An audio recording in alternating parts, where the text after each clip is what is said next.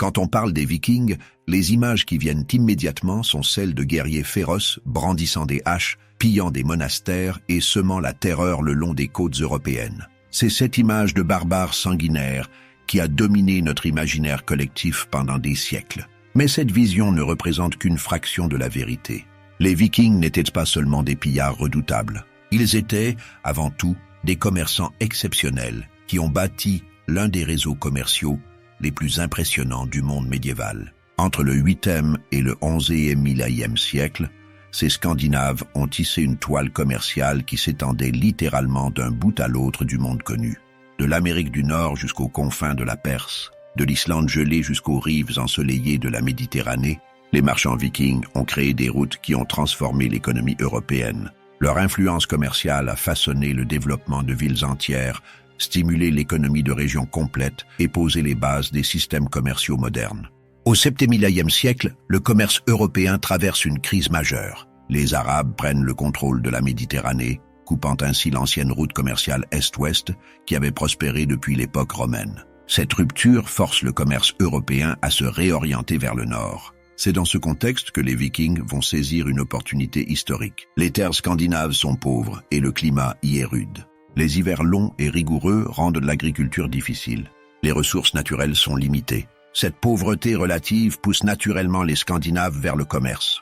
Mais ils possèdent un atout majeur, leurs compétences maritimes exceptionnelles. Les dracars vikings, ces navires emblématiques à la proue sculptée, ne sont pas seulement des instruments de guerre.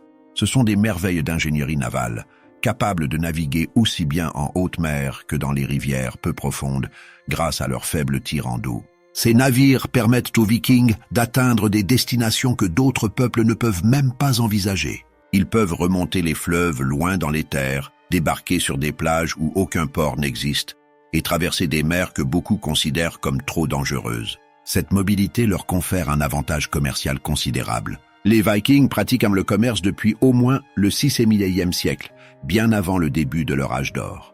Ils ont établi des relations commerciales avec leurs voisins, échangeant les produits de leurs terres contre ce qui leur manque. Mais c'est vers le 8e millénaire siècle que leur activité commerciale prend une ampleur sans précédent. L'affaiblissement de l'Empire carolingien crée un vide que les Vikings vont rapidement combler. L'étymologie même du mot viking révèle leur nature commerciale. Selon certains historiens, le terme dériverait du latin vicus, qui signifie comptoir marchand. Un viking serait donc littéralement celui qui va de comptoir en comptoir. Le mot vareg, utilisé pour désigner les Vikings de l'Est, viendrait du vieux norrois vara, qui signifie marchandise, ou de varar, le serment que s'échangeaient les confréries de marchands. Pour comprendre l'étendue du réseau commercial viking, il faut d'abord examiner leurs villes marchandes. Ces cités n'étaient pas de simples villages, c'étaient de véritables métropoles commerciales qui attiraient des marchands de toute l'Europe et au-delà. Ribe, sur la côte occidentale du Danemark, est probablement le premier centre commercial permanent de Scandinavie. Dès 705, un roi ou un jarl puissant autorise des marchands locaux à installer leurs tentes et leurs maisons en bois sur un terrain de 200 mètres de long sur 65 mètres de large, situé juste à côté de la rivière. L'emplacement n'est pas choisi au hasard. Les marchands peuvent faire naviguer leurs bateaux directement jusqu'au marché. Le terrain est divisé en petites sections de 6 à 8 mètres de large, séparées par des fossés ou des chemins.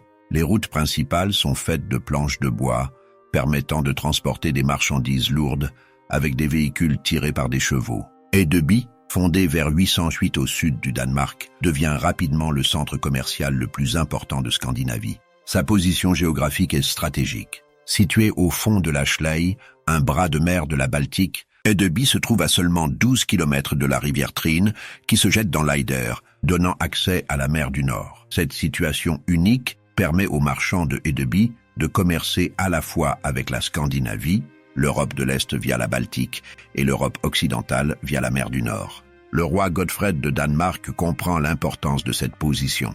En 807, après avoir détruit la colonie slave de Réric, il réinstalle les marchands de cette ville à Hedeby.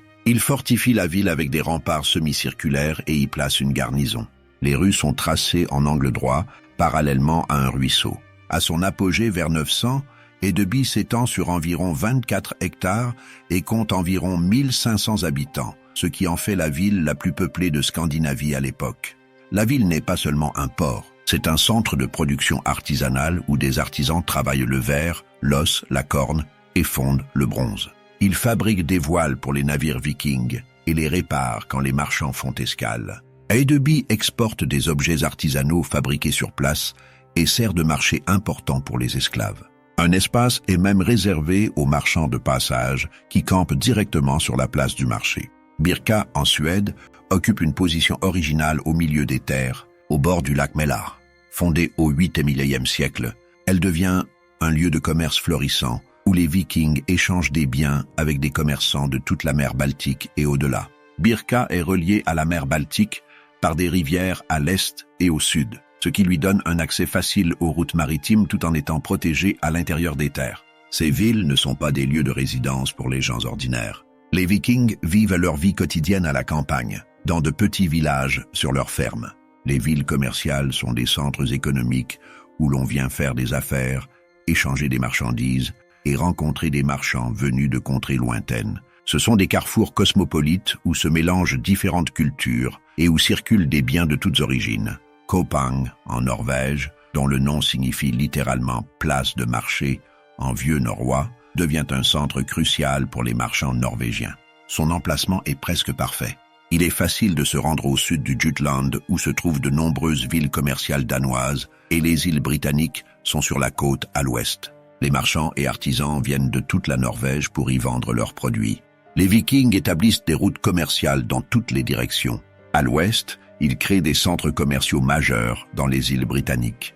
Dublin, en Irlande, devient un centre crucial pour le commerce des esclaves. York, en Angleterre, que les Vikings appellent Jorvik, se transforme en un important centre économique grâce au commerce facilité par les Vikings. Ces villes prospèrent et deviennent des plaques tournantes économiques qui contribuent au paysage commercial de l'Europe médiévale. Les Vikings ne se contentent pas d'établir des comptoirs. Ils intègrent ces territoires dans leur réseau commercial. Les marchandises circulent constamment entre la Scandinavie et ses colonies occidentales. Les fourrures du Nord, l'ambre de la Baltique, le bois scandinave sont échangés contre les produits agricoles des îles britanniques, les textiles et les métaux précieux. L'expansion vers l'Atlantique Nord ouvre de nouvelles opportunités. Les Vikings colonisent l'Islande, le Groenland et atteignent même l'Amérique du Nord, qu'ils appellent Vinland. Ces expéditions ne sont pas seulement des aventures héroïques. Elles sont motivées par des raisons commerciales. Le Groenland fournit de l'ivoire de morse, une matière précieuse très recherchée en Europe. Les fourrures d'excellente qualité venant de ces régions arctiques se vendent à prix d'or sur les marchés européens. Les découvertes archéologiques confirment l'étendue de ce commerce transatlantique. À Lance aux Meadows, à Terre-Neuve, les vestiges d'une colonie viking attestent de leur présence en Amérique du Nord vers l'an 1000. Les objets retrouvés suggèrent que les Vikings ont pu faire du commerce avec les peuples indigènes, échangeant peut-être des fourrures ou d'autres marchandises. C'est vers l'Est que les Vikings créent leur réseau commercial le plus impressionnant. Les Vikings suédois, que l'on appelle les Varegs dans ces régions, découvrent comment naviguer le long des fleuves d'Europe orientale. Dès le 8e et 10e siècle, ils établissent 2 routes commerciales majeures qui leur permettent de voyager rapidement jusqu'aux environs de la mer Noire et de la mer Caspienne. La première route emprunte la Volga. Les Varegs remontent les rivières depuis le golfe de Finlande, traversent le lac Ilmen, puis descendent la Volga vers le sud jusqu'à la mer Caspienne. Cette route les met en contact direct avec les marchands du califat abbasside et les riches cités de l'Asie centrale.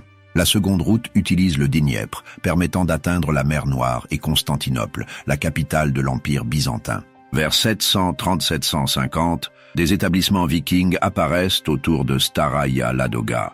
Puis, ils fondent une forteresse à Rostov, qui garde la route commerciale de la Volga. Vers 820, ils s'installent autour de Novgorod. Ces villes fortifiées ne sont pas seulement des postes militaires. Ce sont des centres commerciaux où les Varegs collectent les marchandises qu'ils vont revendre plus au sud. En 862, selon la chronique des temps passés, les tribus slaves de la région invitent 3 frères Varegs nommés Riurik, Cineus et Trouvor à venir gouverner leurs terres. Cette invitation marque un tournant historique. Riurik s'établit à Novgorod et devient le fondateur de la dynastie des Riurikides qui régnera sur la Russie pendant des siècles. Le nom même de la Russie dérive de russe, le terme utilisé pour désigner ces vikings de l'Est. En 882, le prince Oleg, successeur de Riorik, s'empare de Kiev et en fait sa capitale. Il déclare que ce soit la mère des villes russes. Cette décision n'est pas sentimentale. Kiev occupe une position stratégique exceptionnelle sur le Dniepr. Elle contrôle le passage obligé entre le nord et le sud, entre la Scandinavie et Constantinople. Celui qui contrôle Kiev contrôle l'une des routes commerciales les plus lucratives de l'époque. La principauté de la Russe de Kiev devient rapidement prospère. Son économie est entièrement tournée vers le commerce entre la Scandinavie et Byzance. L'élite de la Russe est essentiellement marchande. Les marchands de Kiev ne vont pas seulement jusqu'à Constantinople. Ils peuvent atteindre Bagdad et la Perse, voyageant sur des distances qui semblent impossibles à l'époque. Le voyage de Kiev à Constantinople est périlleux. Au début du printemps, les Varegs se rendent dans les colonies slaves environnantes, collectant les tribus en fourrure et en esclaves. Certains Slaves pètent leur tribu en coques de simples bateaux, semblables à des pirogues. Les commerçants de Novgorod et de tous les autres établissements fortifiés se rassemblent à Kiev pour rejoindre le convoi. En juin, les bateaux quittent Kiev et naviguent vers le sud sur le Dniepr. Le calendrier de ce départ est crucial. Il permet aux Varegs de disposer de tout le temps nécessaire pour atteindre Constantinople, commercer et revenir avant que le fleuve ne gèle en hiver. Le voyage sur le Dniepr n'est pas simple. Les rapides dangereux obligent parfois à décharger les navires et à les transporter sur la rive. Des peuples hostiles menacent constamment les convois. Mais les profits potentiels justifient tous les risques. Ce qui attire vraiment les Vikings vers l'Est, c'est l'argent. Plus précisément, les dirhams arabes. Au 9 et 1000e siècle, les Scandinaves n'ont qu'une obsession, accumuler de l'argent. Ce métal est plus précieux pour eux que l'or. Dans une société où la richesse reposait traditionnellement sur les terres et le bétail, l'argent présente un avantage révolutionnaire. Il est divisible, transmissible et détaché des héritages familiaux. Le monde islamique frappe des dirhams en argent depuis des siècles. Ces pièces proviennent des dynasties islamiques de la péninsule arabique, de l'actuel Iran et de l'Asie centrale. Entre 840 et 940, les numismates ont comptabilisé plus de 170 000 dirhams en Scandinavie, sans compter tous ceux que les Vikings ont fondus pour fabriquer des lingots. On estime qu'environ 400 000 dirhams de cette époque subsistent encore en Scandinavie et dans les pays baltes. Le trésor de Spillings, découvert en 1999 à Gotland en Suède, est le plus grand trésor d'argent viking jamais trouvé. Il contient 14 295 pièces, principalement islamiques, avec un poids total de 67 kg d'argent. À l'aéroport d'Arlanda en Suède, un autre trésor monétaire a été découvert fortuitement en 2008, confirmant l'ampleur de ces échanges. Ces dirhams ne sont pas de simples butins de pillage. Ils sont le fruit d'échanges commerciaux, réguliers et sophistiqués. Les Vikings les obtiennent en échangeant des fourrures, des esclaves, de l'ambre, des épées et d'autres marchandises nordiques. Le dirham d'argent semble avoir servi d'unité monétaire dans le sud de l'Europe de l'Est et le long de la Volga.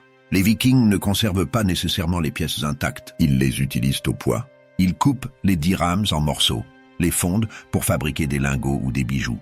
Les analyses chimiques montrent que ces lingots étaient généralement assez purs, prouvant que les Vikings testaient la qualité de l'argent et retiraient immédiatement le métal de mauvaise qualité de la circulation. Le trésor de Bedal, découvert dans le Yorkshire en Angleterre, révèle des aspects fascinants de ce commerce de l'argent.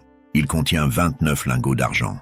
Les analyses géochimiques montrent que 9 lingots, soit environ un tiers, proviennent du monde islamique, probablement des régions correspondant à l'Irak et à l'Iran actuel. Un grand orque, un collier rigide, attire particulièrement l'attention. Il est composé de plusieurs anneaux torsadés, fabriqués à partir d'un alliage mêlant argent islamique et argent occidental. Cette découverte démontre que les richesses arrachées à Bagdad et à l'Iran pouvaient très bien financer les raids en Angleterre. Les deux mouvements d'expansion viking, vers l'ouest et vers l'est, se déroulaient en parallèle et se soutenaient mutuellement. L'argent, plus que le sang ou le fer, était le véritable moteur de leur expansion. Les relations entre les Vikings et le monde islamique vont bien au-delà du simple commerce de pièces d'argent. Des chroniqueurs arabes comme Ibn Khouradadbeh au 9 et 1000e siècle, puis Ibn Rusta, Al-Masoudi et Al-Muqaddasi au 10 et 1000e siècle, écrivent abondamment sur les Russiya ou Russes, comme ils appellent les Vikings de l'Est. Le témoignage le plus détaillé vient d'Ahmad ibn Fadlan, secrétaire d'une délégation envoyée par le calife abbasside Al-Muqtadir en 920 à 922 auprès du roi des Bulgares de la Volga. Ibn Fadlan est un faqih, un expert en jurisprudence islamique, mais aussi un aventurier avec le souci du moindre détail humain. Son Risala, son livre de voyage, se lit comme un récit journalistique moderne, écrit avec humour et le souci permanent de rester objectif et impartial. Ibn Fadlan décrit les Vikings qu'il rencontre avec une précision remarquable. Il note leurs coutumes, leur apparence physique, leurs pratiques commerciales. Il observe notamment leur utilisation des dirhams comme signe de richesse. Il écrit « Chaque fois qu'un homme entre en possession de 10 000 dirhams d'argent, il fait réaliser un torque pour sa femme. S'il entre en possession de 20 000 dirhams, il fait réaliser un second torque, et ainsi de suite pour chaque dizaine de milliers en plus. Il arrive que l'on observe des femmes russes portant de nombreux torques autour du cou. Les découvertes archéologiques confirment ces contacts étroits.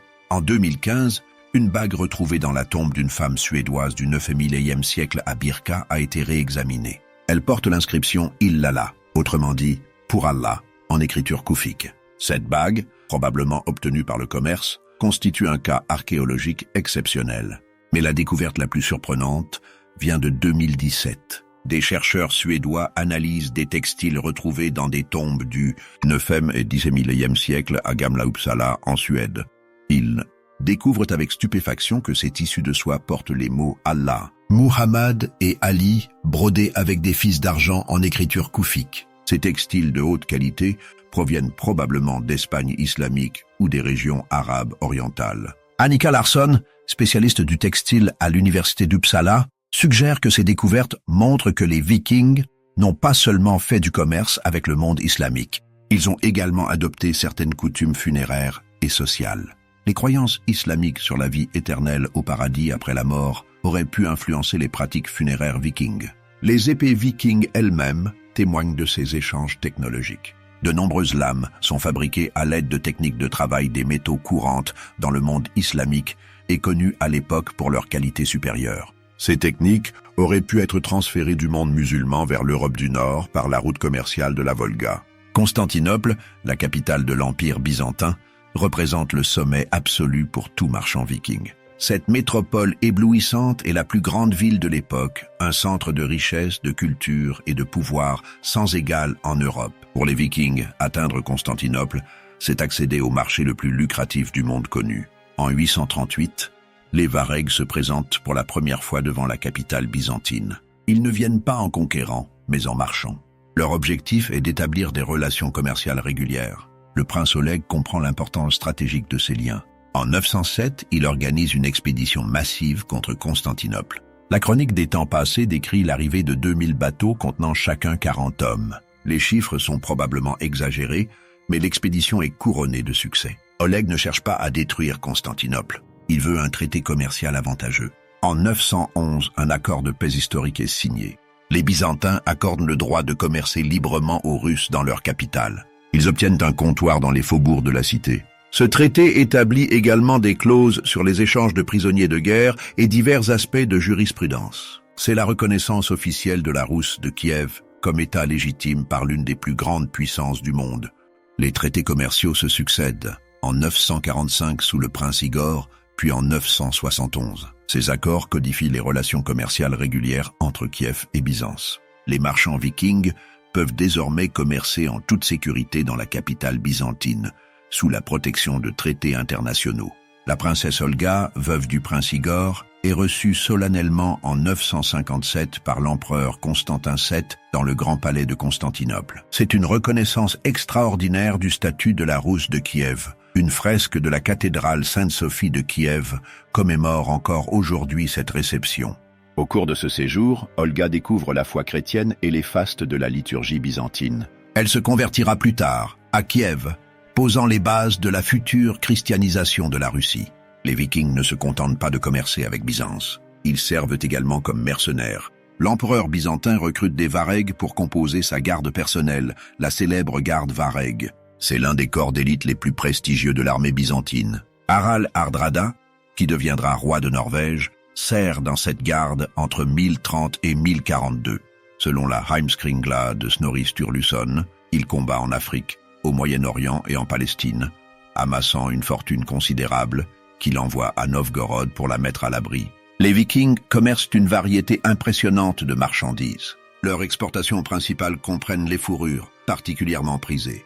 Les fourrures de castor et de renard noir venant de Scandinavie et de Russie se vendent à des prix élevés dans tout le monde connu. L'ambre de la Baltique, avec son éclat doré naturel, est utilisée pour fabriquer des bijoux complexes et des objets religieux. Cette résine fossile est si précieuse qu'on la retrouve dans de nombreuses tombes vikings. Le bois scandinave, ressource abondante dans le nord, est exporté vers des régions où il manque. Le poisson séché, le miel et la cire d'abeille font partie des produits alimentaires échangés. Les Vikings exportent également des objets artisanaux fabriqués dans leur ville. Verrerie, travail de l'os et de la corne, objets en bronze. Les épées vikings, réputées pour leur qualité exceptionnelle, sont des articles de luxe très recherchés. Le commerce d'esclaves, aussi sombre soit-il, constitue une part importante de l'économie viking. Les prisonniers capturés lors des raids sont vendus sur les marchés d'esclaves florissants dans les colonies vikings. Les Slaves d'Europe de l'Est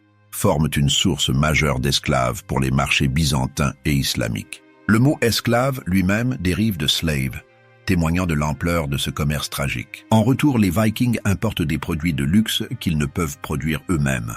La soie venant de Byzance et de Chine est particulièrement prisée. Les tombes vikings d'Oseberg, de Birka et d'Aitabu contiennent de la soie en abondance. Ce précieux tissu est généralement découpé en bandes et utilisé comme bordure sur les vêtements. Les épices exotiques, inconnues en Scandinavie, sont importées pour satisfaire les goûts de l'élite viking. Le vin, produit impossible à fabriquer dans le climat nordique, est importé des régions méridionales.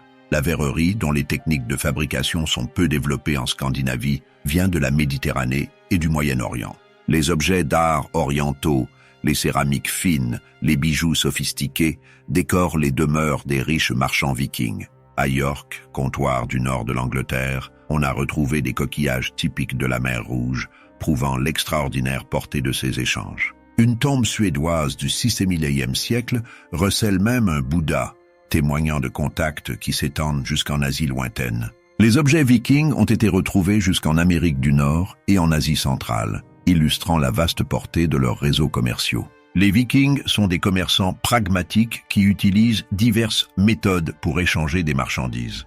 Le troc reste la méthode la plus courante. Ils échangent des biens directement sans utiliser de monnaie, négociant les termes de chaque transaction individuellement. Cette pratique exige des compétences en négociation et une connaissance approfondie de la valeur des marchandises. Mais les Vikings adoptent également le système monétaire. Ils utilisent l'argent sous toutes sortes de formes.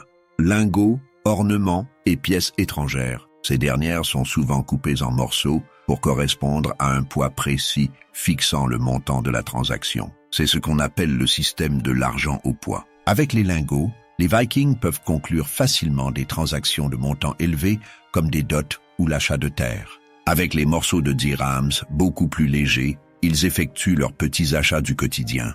Les marchands vikings transportent des balances et des poids standardisés pour peser l'argent avec précision. Ces poids, en forme de cubes aux coins tronqués ou de billes allongées, sont souvent importés du monde islamique. Les restes de balance sont nombreux dans les villes et anciennes places de marché vikings. Les marchands testent également la qualité de l'argent avant de l'accepter, s'assurant qu'il n'est pas mélangé avec des métaux moins précieux. Hedeby possède même sa propre monnaie, ce qui en fait le premier atelier monétaire connu en Scandinavie. Cette innovation permet à Hedeby de contrôler le commerce et la circulation monétaire dans la région, soulignant son importance centrale dans le système économique viking. Les marchés locaux se tiennent régulièrement dans les villages et les villes, permettant aux Vikings d'échanger des biens entre eux. Les foires sont des événements commerciaux plus importants où les commerçants de différentes régions se réunissent. Ces foires attirent des marchands de contrées lointaines et constituent des événements clés pour le commerce viking. Les marchands vikings voyagent souvent en groupe pour se protéger contre les attaques de pirates ou de brigands. Ils engagent parfois des gardes pour sécuriser leurs convois. Cette pratique témoigne des dangers réels du commerce à longue distance, mais aussi de la valeur considérable des marchandises transportées. Les Vikings établissent également des partenariats commerciaux entre individus, un système appelé félag en vieux norrois. Ces associations permettent de partager les risques et les profits des expéditions commerciales.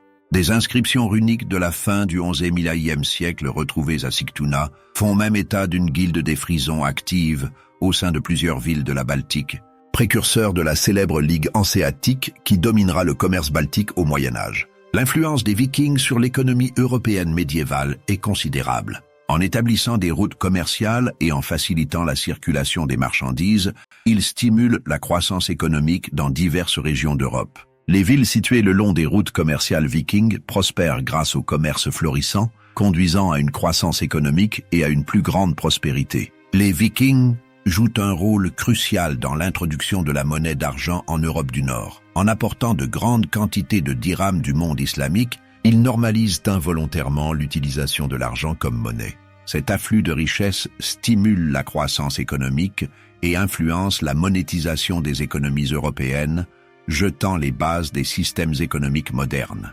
York et Dublin deviennent d'importants centres économiques grâce aux Vikings. Ces villes prospèrent du commerce facilité par les marchands nordiques et contribuent significativement au paysage économique de l'Europe médiévale. Sigtuna en Suède et Hedeby en Allemagne évoluent de simples postes commerciaux en centres urbains prospères, attirant des marchandises, des personnes et des idées.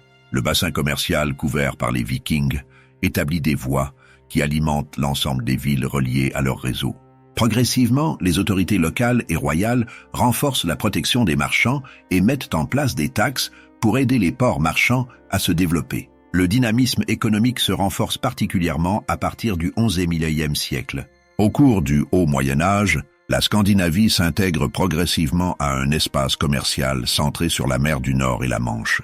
Les marchands frisons jouent un grand rôle dans cette expansion, mais les Vikings agrandissent considérablement cet espace en explorant de nouvelles voies et en installant des comptoirs jusqu'aux extrémités de l'Europe. La circulation des marchandises à travers les réseaux commerciaux vikings ne distribue pas seulement des richesses matérielles. Elle sert de vecteur aux échanges culturels. Les objets provenant de pays étrangers, ainsi que les idées et les pratiques, imprègnent la société scandinave et vice-versa, conduisant à l'assimilation et à l'adaptation de divers éléments culturels. Les techniques de tissage des îles britanniques sont adoptées en Scandinavie, influençant la production textile locale. Les Vikings introduisent la mythologie et les éléments linguistiques nordiques dans les régions avec lesquelles ils commercent ou dans lesquelles ils s'installent. Les langues anglaises et françaises conservent encore aujourd'hui de nombreux mots d'origine nordique, héritage de ces contacts prolongés. Les Vikings adaptent l'astrolabe, une invention islamique, améliorant leur technique de navigation. Ils apprennent de nouvelles méthodes de construction navale au contact des Byzantins. Les échanges technologiques incluent les techniques de travail des métaux, les méthodes agricoles et les pratiques commerciales sophistiquées. La conversion progressive au christianisme transforme profondément la société viking. Cette transformation commence souvent par les contacts commerciaux avec le monde chrétien. Les marchands vikings qui acceptent la prima signatio, un petit baptême chrétien, sont autorisés à commercer librement dans les territoires chrétiens. Cette pratique facilite les affaires, mais expose également les Vikings aux influences culturelles et religieuses chrétiennes. La princesse Olga de Kiev se convertit au christianisme après son séjour à Constantinople en 957. Son petit-fils Vladimir le Grand impose le christianisme à ses sujets en 988-989, baptisant la Russie. Cette conversion resserre considérablement les liens commerciaux et culturels avec Byzance. Il serait naïf de présenter les Vikings uniquement comme des commerçants pacifiques. La réalité est plus nuancée. Les mêmes hommes qui négocient des traités commerciaux à Constantinople peuvent, l'année suivante, piller des monastères en Angleterre. Cette dualité marchand-brigand caractérise l'âge viking. Le butin ramené d'Occident est souvent vendu sur les places marchandes de Scandinavie. Dans la seconde moitié du IXe et Xe siècle, le roi de Wessex, Alfred le Grand, s'entend avec un Norvégien nommé Ottar pour s'approvisionner en ivoire et peau, alors même qu'il combat depuis le début de son règne les Scandinaves établis en Angleterre. Le commerce et la guerre coexistent, parfois menés par les mêmes personnes. Cependant, réduire les Vikings exclusivement à des barbares pillards serait une erreur historique majeure. Régis Boyer, professeur de littératures et de civilisation scandinave, insiste sur ce point. Pour lui, les hommes du Nord, tant redoutés des Occidentaux, étaient avant tout des commerçants. Les raids ne représentent qu'une période relativement brève de leur histoire, entre grosso modo 800 et 1050, favorisée par l'affaiblissement de l'Empire carolingien. Les comptoirs commerciaux auraient d'ailleurs servi à faire du renseignement pour les futurs raids. Selon l'historien Stéphane Lebec, le commerce a pavé la voie aux raids vikings. Les marchands vikings observent les richesses des monastères, notent les défenses des villes, évaluent les forces militaires locales. Ces informations facilitent ensuite les expéditions de pillage. Mais même durant la période des raids, le commerce reste l'activité principale de la majorité des Vikings. Les guerriers qui partent en expédition ne représentent qu'une fraction de la population. La plupart des Scandinaves restent chez eux, cultivant leurs terres, fabriquant des objets artisanaux et commerçant pacifiquement avec leurs voisins. Vers le milieu du XIe siècle, l'âge viking touche à sa fin. Plusieurs facteurs contribuent à ce déclin. La conversion au christianisme entraîne la fin du commerce des esclaves, activité condamnée par l'Église. Cette perte affecte significativement l'économie viking, les esclaves ayant constitué l'une de leurs marchandises les plus lucratives. L'unification des peuples scandinaves sous la direction de rois puissants change la nature de leur société. Ces rois n'ont plus intérêt à organiser des expéditions de pillage à l'étranger. Ils préfèrent consolider leur pouvoir interne et établir des relations diplomatiques stables avec les autres royaumes européens. Le commerce continue, mais sous des formes plus institutionnalisées et moins aventureuses. La concurrence commerciale des Frisons et d'autres peuples marchands réduit l'avantage compétitif des Vikings. Les Frisons, en particulier, développent leurs propres réseaux commerciaux sophistiqués en mer du Nord. L'amélioration de la défense chez les anciennes victimes des raids vikings rend ces expéditions plus dangereuses et moins rentables. La multiplication des châteaux forts, l'émergence d'États forts et organisés, parfois même créés en réponse aux Vikings comme en France et en Grande-Bretagne, compliquent les raids. Les changements environnementaux affectent également le commerce viking. L'ensablement de la rivière Schlei menant au port de Hedeby contribue au déclin de cette ville majeure. Des changements dans les routes commerciales et l'apparition d'autres centres urbains comme Schleswig entraînent un déclin progressif des anciennes villes vikings. Les conflits entre royaumes scandinaves causent des destructions majeures. En 1048-1064, Harald Hardrada de Norvège met Hedeby à sac, incendiant la ville et de nombreux navires dans son port. En 1066, des slaves polonais saccagent à nouveau Hedeby, portant un coup dévastateur à ce qui fut le plus grand centre commercial de Scandinavie. À l'est, la prise de Constantinople en 1204 par les forces de la 4e croisade coupe les routes commerciales vers Byzance. L'invasion mongole, qui commence en 1223 et culmine avec la prise de Kiev en 1240, détruit la Russe de Kiev et perturbe profondément les routes commerciales orientales. Mais le déclin des Vikings ne signifie pas la fin de leur héritage commercial. Les routes qu'ils ont établies continuent d'être utilisées. Les villes qu'ils ont fondées prospèrent sous de nouvelles formes. L'introduction de la Ligue hanséatique en 1161 depuis Visby représente en quelque sorte la continuation du réseau commercial viking sous une forme médiévale plus structurée. L'influence des routes commerciales vikings s'étend bien au-delà de leur époque. Leurs vastes réseaux commerciaux ont jeté les bases de l'exploration et du commerce européen ultérieur, traçant des voies qui seront suivies par les futurs commerçants et explorateurs.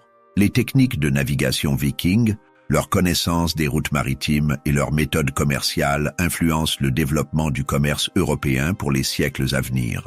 Les villes fondées ou développées par les Vikings continuent de jouer des rôles importants dans l'économie européenne. Dublin reste une capitale nationale. York demeure une ville majeure. Kiev et Novgorod conservent leur importance historique et culturelle. Ces cités témoignent de la capacité des Vikings à créer des structures urbaines durables. La Russie elle-même doit son nom et une partie fondamentale de son identité aux Varegs vikings. La dynastie des Riurikides, fondée par le viking Riurik, règne sur la Russie jusqu'en 1598. Cette continuité dynastique exceptionnelle de plus de 700 ans démontre l'impact profond des Vikings sur la formation des États d'Europe de l'Est. L'introduction de la monnaie d'argent par les Vikings contribue à la monétisation des économies européennes. Leur pratique de peser l'argent, leur méthode de test de pureté, leur système de poids standardisé influencent le développement des pratiques monétaires médiévales. Ces innovations financières préfigurent les systèmes bancaires et monétaires modernes. Les échanges culturels facilités par le commerce viking enrichissent toutes les civilisations impliquées. Les Scandinaves adoptent le christianisme, l'écriture latine et de nouvelles technologies. Les sociétés européennes et orientales bénéficient des marchandises nordiques, des compétences maritimes vikings et de leurs innovations commerciales. Les Vikings étaient-ils les plus grands marchands du monde médiéval? La réponse est indubitablement oui. Leur réseau commercial s'étendait littéralement d'un bout à l'autre du monde connu, de l'Amérique du Nord jusqu'en Perse, de l'Islande jusqu'à Constantinople. Aucun autre peuple de leur époque ne pouvait rivaliser avec l'ampleur géographique de leurs activités commerciales. Leur impact sur l'économie médiévale fut révolutionnaire. Ils ont introduit des quantités massives d'argent en Europe, stimulant la croissance économique et facilitant la monétisation des échanges. Ils ont fondé des villes qui sont devenues des centres économiques majeurs. Ils ont établi des routes commerciales qui ont perduré bien au-delà de leur époque. Les Vikings n'étaient pas de simples intermédiaires transportant passivement des marchandises d'un point à un autre. C'étaient des entrepreneurs innovants qui ont développé de nouvelles techniques commerciales, adapté leurs méthodes aux différents marchés et créé des partenariats complexes traversant les frontières culturelles et religieuses. Leur succès commercial reposait sur plusieurs facteurs. Leurs compétences maritimes exceptionnelles leur donnaient accès à des régions inaccessibles à d'autres marchands. Leur flexibilité culturelle leur permettait de commercer aussi bien avec les chrétiens de Byzance qu'avec les musulmans du califat abbasside. Leur pragmatisme les rendait capables d'adapter leurs méthodes aux circonstances locales. Les Vikings comprenaient intuitivement que le commerce pacifique était souvent plus profitable que le pillage à long terme. Un monastère peut être pillé une fois et détruit, mais une relation commerciale établie peut générer des profits pendant des décennies. Cette compréhension explique pourquoi, même durant la période des raids, le commerce resta leur activité principale. L'héritage commercial viking continue d'influencer notre monde. Les routes maritimes qu'ils ont explorées sont toujours utilisées par le commerce international moderne. Les villes qu'ils ont fondées restent des centres économiques importants. Les principes commerciaux qu'ils ont développés, évaluation rigoureuse de la qualité des marchandises, utilisation de poids et mesures standardisées, établissement de partenariats commerciaux basés sur la confiance, restent fondamentaux dans le commerce contemporain. Trop longtemps, l'image populaire des Vikings s'est limitée à celle de guerriers barbares. Cette vision unidimensionnelle ignore leur contribution majeure au développement économique de l'Europe médiévale. Les Vikings étaient des innovateurs commerciaux, des explorateurs audacieux et des entrepreneurs visionnaires qui ont transformé le paysage économique de leur époque. Leur capacité à naviguer entre différentes cultures, à négocier avec des peuples divers, à adapter leurs pratiques commerciales aux contextes locaux, tout en maintenant leur identité, fait d'eux des précurseurs du commerce mondialisé moderne. En ce sens, les Vikings n'étaient pas seulement les plus grands marchands de leur temps. Ils étaient les pionniers d'un système commercial international dont nous sommes les héritiers directs. L'histoire des Vikings nous enseigne une leçon importante. Le commerce et les échanges pacifiques sont souvent plus puissants et durables que la conquête militaire pour bâtir une influence à long terme. Les empires vikings militaires se sont effondrés, mais leur réseau commercial a façonné durablement la géographie économique de l'Europe et de l'Eurasie. Quand nous regardons les Vikings avec les yeux de l'histoire, nous devons voir au-delà des haches et des dracars. Nous devons reconnaître ces hommes et ces femmes comme ce qu'ils étaient vraiment, les architectes d'un réseau commercial qui reliait les extrémités du monde médiéval, les bâtisseurs de villes prospères, les innovateurs de pratiques commerciales sophistiquées. Oui, les Vikings étaient les plus grands marchands du monde médiéval et leur héritage commercial résonne encore aujourd'hui dans notre économie mondialisée.